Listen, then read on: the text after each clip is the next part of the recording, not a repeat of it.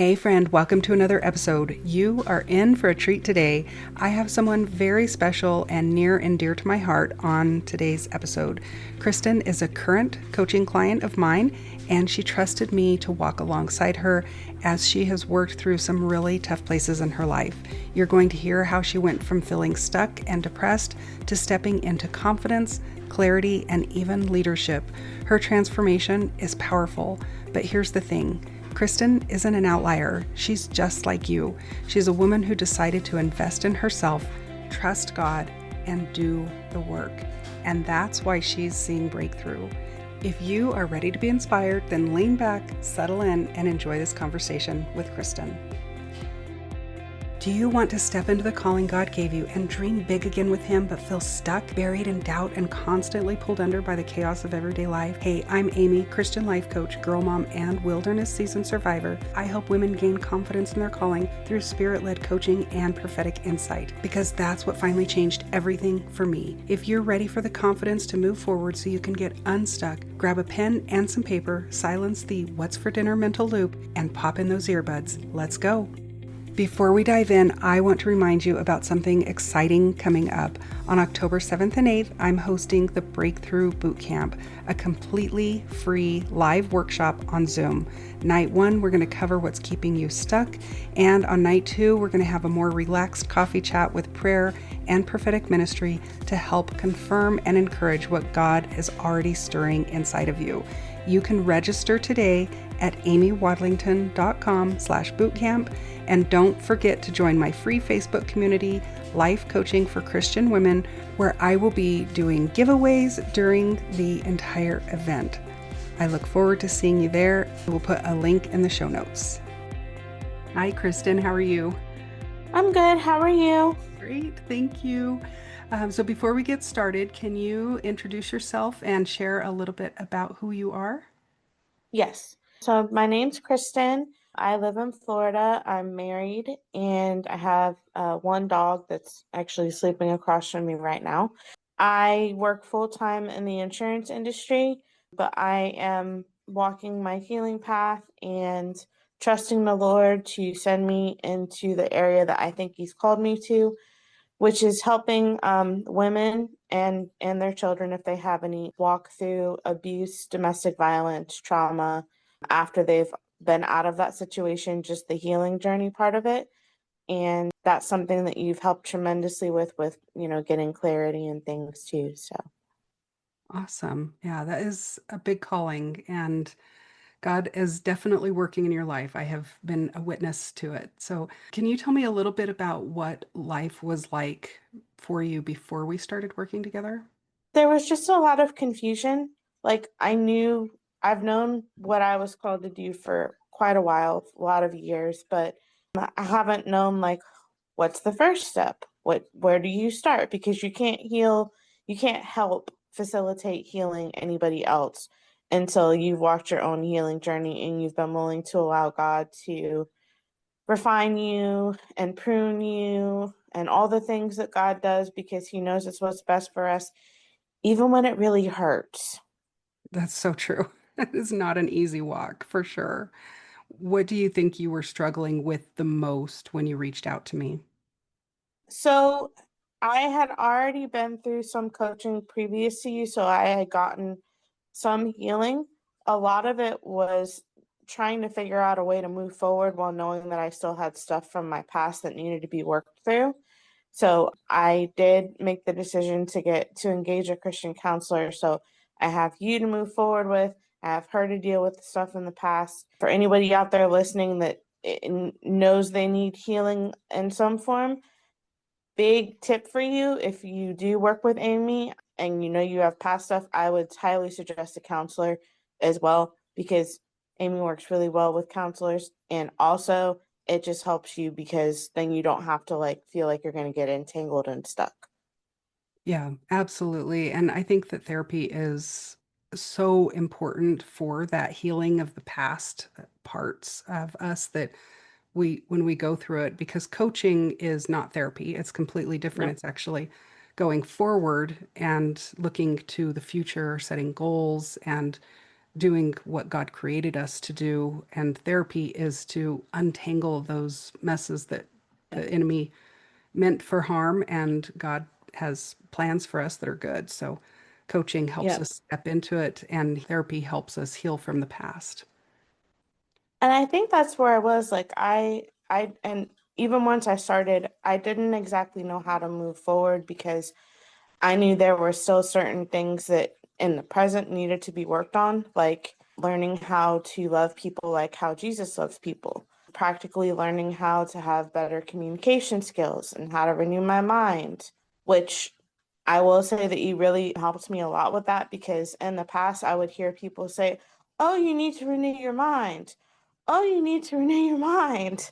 But when you don't know how to do that, it just kind of sounds like a lot of mumbo jumbo. And I would get really resentful because I didn't know what the practical steps were. Mm, So having you give me like journal prompts and help keep me accountable for like things that I get to choose that I want to work on, that was really helpful. That was and is really helpful for me. good, good. So thinking back to right before you contacted me and you were really struggling and trying to get move forward in your healing process, how do you feel like those things were affecting your everyday life, your relationships and your faith and work, things like that? I was actually really depressed because I had, like I said, I had coaching previous to you and I had made a lot of progress and I saw a lot of breakthrough. But then there was like a 6 month gap, well, 5 month gap, basically between when I was working with the last person and when I started working with you. And so I just felt completely stuck. And at the same time, I know the Lord was revealing things that I needed to work on. I didn't have a lot of, I guess, hope. Like not hope in the sense of something really awful, but hope in the sense of I didn't know how I was going to move forward. Mm, Like I knew I needed help. I just didn't know where I was going to get it from. mm-hmm. And then I had listened to a podcast. It was you, and I don't remember the other person that you were talking to. I think she might have been interviewing you, or maybe vice versa. I think her first name was Jackie. Mm-hmm. And The inner healing yeah, episode. that was the first podcast that I heard you on. And like even just listening, there was something very calming, like in listening to you, and you were very confident. And I was like, okay, I need to research who this person is. And so that's what kind of led me to you. Awesome. I love it. I love those divine connections. I think Mhm. that you made a really good point too about that you had been working with another coach, but it was time to move forward. That I think that a lot of people think that they just work with one coach, but as we move forward, different people help us in different ways. And so it's not saying that the previous coach didn't do what they were supposed to do or anything like that. She got you to a really good place. And then it was time to move forward. It's kind of like learning different sports. You wouldn't hire the same coach to teach you tennis that you would hire to teach you golf. And so when you're Yeah. working with life coaches, it's kind of the same thing. So it's not necessarily that another coach is better than a different coach. It's just what is their expertise. And so I love that it was time to move forward and get a different Yeah. coach, but it doesn't say that the other coach didn't help you get to where you needed to be where we started. Right. Yeah. And it was different methods of healing too. Like my last coach, she was wonderful. She did a lot of inner healing, she did some deliverance. And so she really worked with me through a lot of stuff. Part of my testimony is I was involved in Wicca and occult stuff for a few years. And so she walked me through like the deliverance, the practicalities of renouncing and breaking agreements and things like that. And she also helped with inner healing from a lot of like childhood trauma and stuff. And that was great. But I think looking back on it now and seeing like the Lord's handprints in this is it was like, okay, you got what you needed with inner healing, but now you need to know how to renew your mind. You need to know how to set goals. You need to learn how to accept accountability, and that accountability isn't bad because to be perfectly honest, for a long time I thought it was. I never had healthy accountability where I didn't have somebody being critical or being authoritarian or any of those things that are unfortunately button pushers for me. Right. So I agree with you. I guess I say all that to say, like, if you are somebody that you worked previously with another coach, or you sense that it's time to move on, like, don't be afraid, because God knows what you need and when you need it. Mm, yeah, that makes sense. I love it. He's so good. So, what would you say is your experience like during our coaching sessions? Well, you always listen. You're always a very good listener. There's two things. So you ask questions that make me think, but also, like, I feel safe that I can talk to you about anything. And I think that's important in a coaching relationship. So, Yeah, absolutely. For sure. Was there a particular aha moment or breakthrough that you can think of? so for me, like, breakthrough has looked different this time than it did before. Previously, breakthrough was like one after another, and they were really big breakthroughs. But these ones are smaller, but I feel like they're more meaningful. And I remember when we first started, probably the first couple, 2 or 3 months or so, I felt like I wasn't really seeing any progress. Like, I wasn't mad at you. I didn't blame you, nothing about that. I was like, I know we're working and we're doing the right thing, but I feel like I'm not seeing anything. And then, like, after those first couple months, it was like every few weeks I would have a breakthrough, and they were smaller. It would be something that would be like, oh, I didn't respond to my husband like how I used to when he did this or said that. Or I got really stressed out at work and I wanted to say something to someone, but I didn't do that. I did this instead. Or I'm reading my Bible more, like things like that that haven't really been things that I've done before. And the other thing I notice is that it's very much like when God talks about a seed is planted in the ground and it has to, like, die, it has to be buried in the ground, and it takes a long time for you to see something come up. And actually, that's what Holy Spirit was showing me a minute ago when I was saying all that. But I feel like, not that the last changes with the woman that I worked with before you weren't permanent, because they are, but I feel like these are more impactful because they're in, like, multiple areas. Communication, my processes are different. I'm able to actually process my emotions better. Mhm. Still working on that, but it's definitely better than it used to be. So, That's okay. We're all a work in progress until we're on the other side of heaven. yeah. Yeah, all of us. It's so funny that you say that because I'm actually on a weight loss journey right now, and I've been doing it for 12 weeks, and it has been so slow, and I kept feeling like nothing I'm doing is working, nothing I'm doing is working. It's just this frustrating, like that salad that I ate last night did nothing. Why did I bother eating it? Type Mhm. attitude. And then today I got on the scale and saw my doctor, and I've lost 10 pounds. And that doesn't Mhm. seem like a lot, but then I was complaining to God about the progress, and he's like, "Do you realize how much 10 pounds is?" And he started showing me visions and pictures of what weighs 10 pounds, like a bag of flour. That's a lot. I wouldn't want to walk Yeah. around carrying a bag of flour every day, everywhere I went. So it's the progress feels small in the beginning, but the Lord reminds us to not despise the small beginnings. And so we sometimes feel like all the little things that we do aren't adding up until we start seeing these changes. And then it's like, oh, wow, okay, it's working. So Yeah. see exactly what you're saying because I'm kind of going through the same process just in a different way right now. What do you feel like has changed for you the most since starting coaching? Well, I was just thinking, I guess my proudest accomplishment, which is also a big change for me, I I'm on the board of directors for the Anointed Bags Ministry. That was a huge change. Not something I would have ever thought about ever in a million years. I had the desire, but, for the listeners, because I guess in part of the stuff that has happened that I've gone through and stuff like that, I tend to be a very cautious person.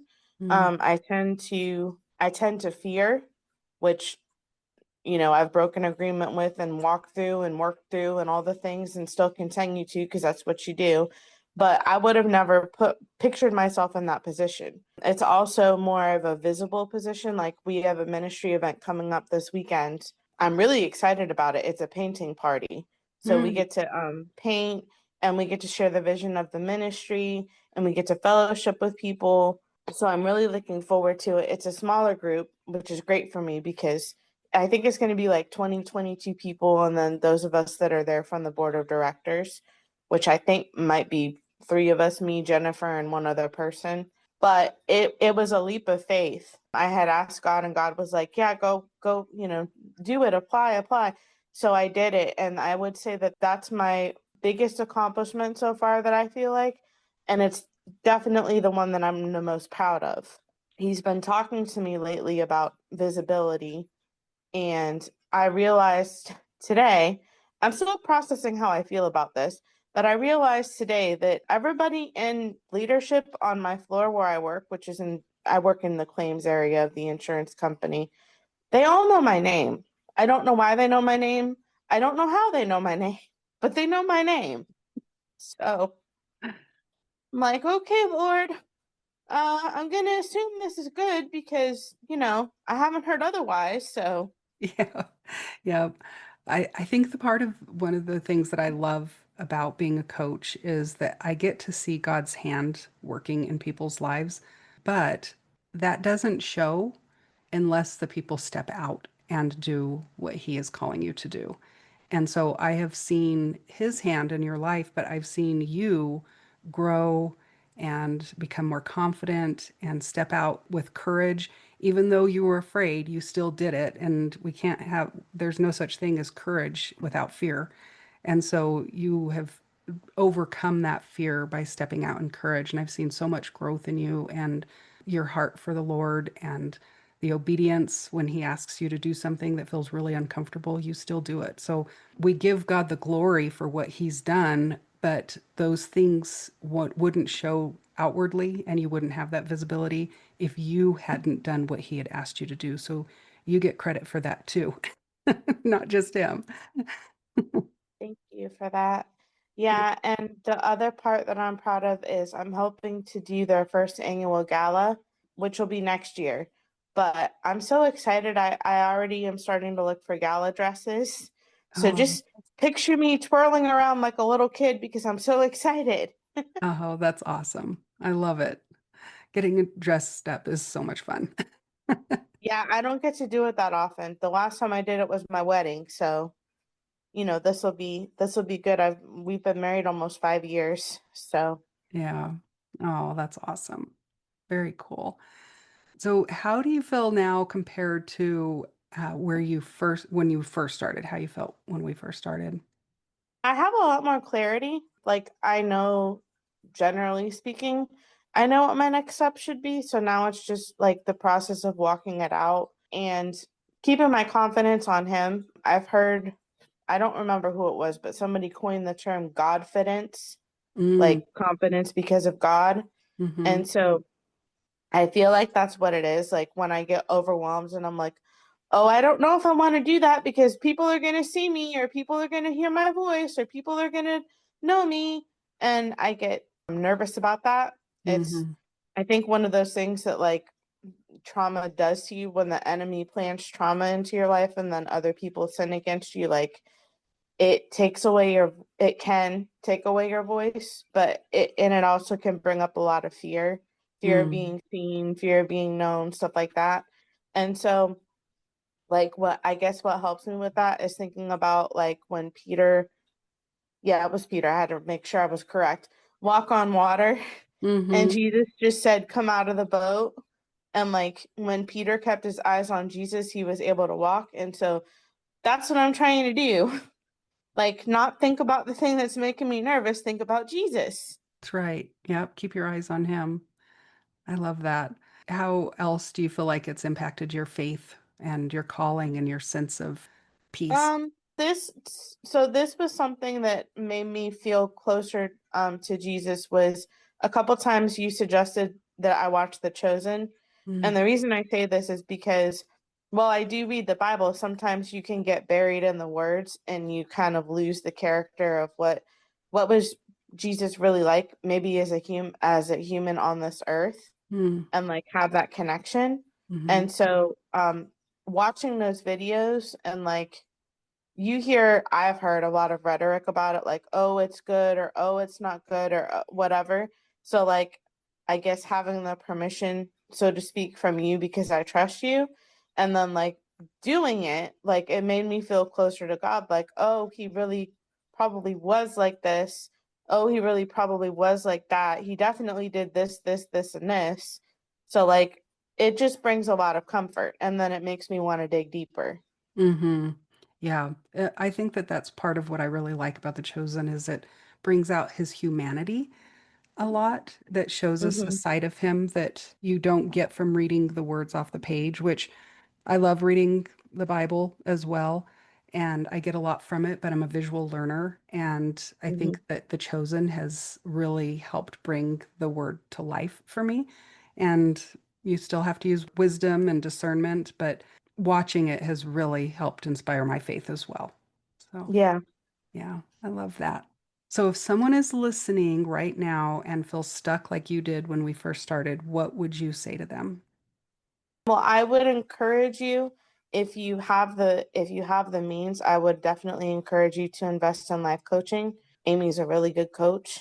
She's very approachable and knowledgeable and full of wisdom.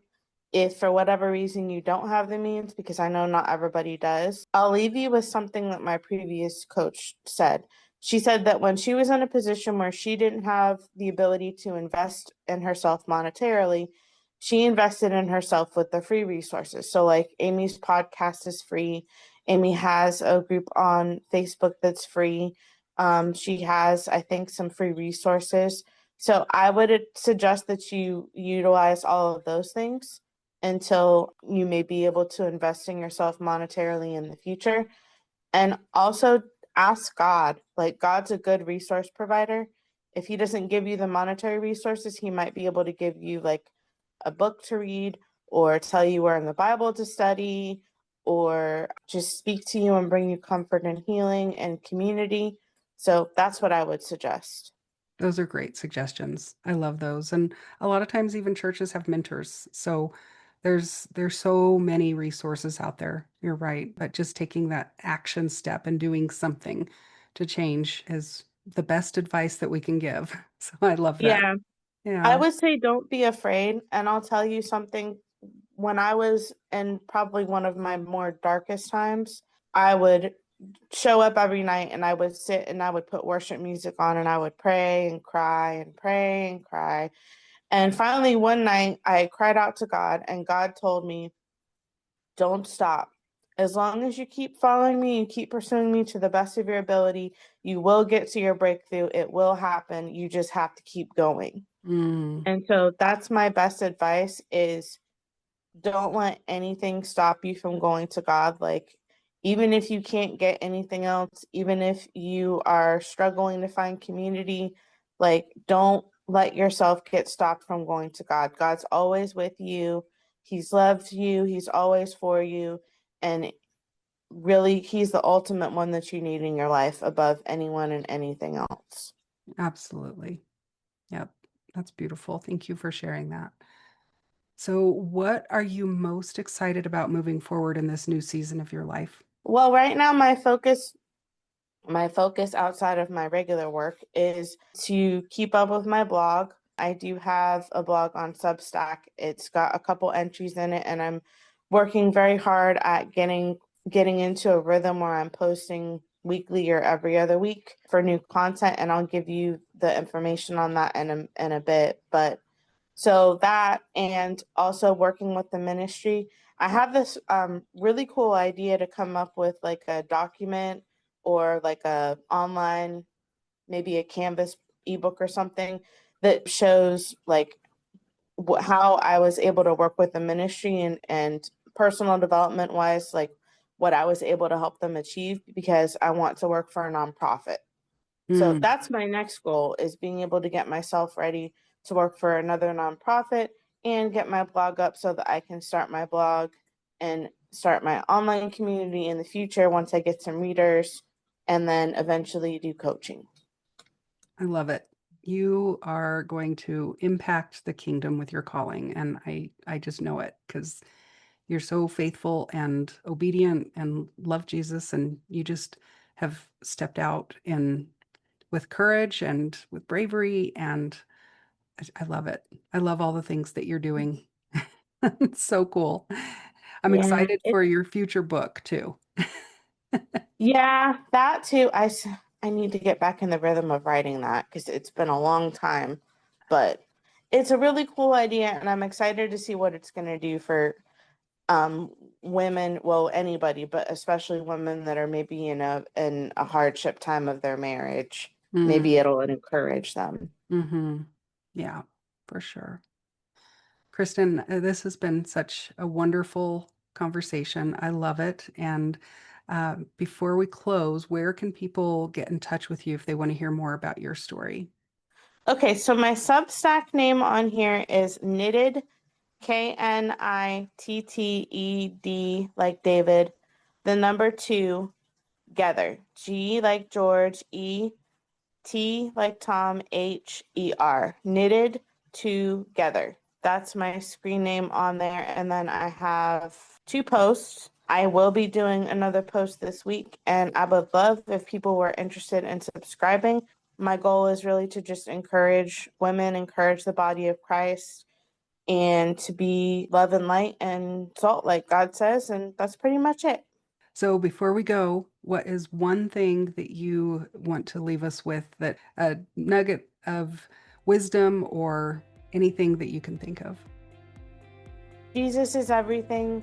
Don't lose your faith or your hope. No matter how dark things look, always remember that God's with you and that there's always light because He is the light. Amen. Thanks so much for joining us today, Kristen. I really appreciate it. You're welcome. That's it for today, friend. I pray that this episode blessed you or stretched you in all the right ways. If it did, would you please take 30 seconds and share it with another mom who's trying to figure out what God is calling her to do next, or who just needs to hear that she's not too late or behind. All right, go clean off that pile of laundry from the treadmill or the chair or whatever piece of furniture it's currently living on, and I will see you back here next Friday for another episode. Bye for now.